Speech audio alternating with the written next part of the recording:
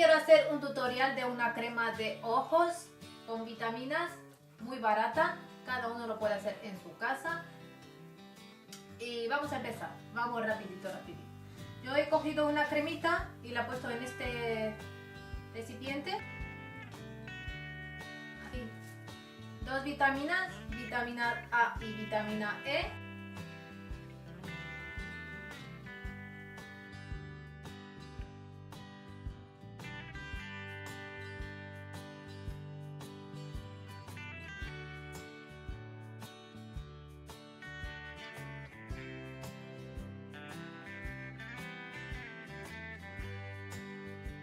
Aceite de ricino.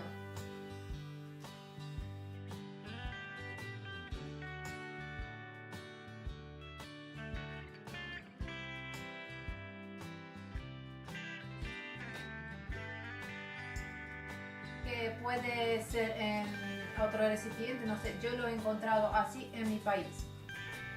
Vamos a empezar a mezclarlos.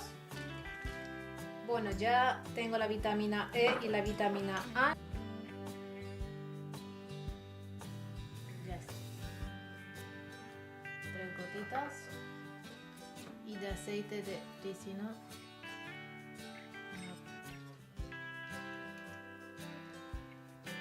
Poner un poquito más de aceite de ricino.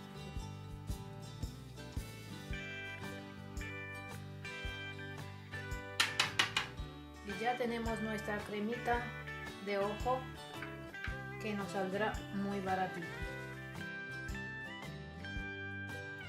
Buenos amores, espero que os haya gustado mi video tutorial de hoy, la cremita de contorno de ojos en casa. No olvidéis en suscribir, compartir y comentar, y adoptáis animalitos, no compráis, vamos a salvar los animalitos. Bueno, hasta la próxima.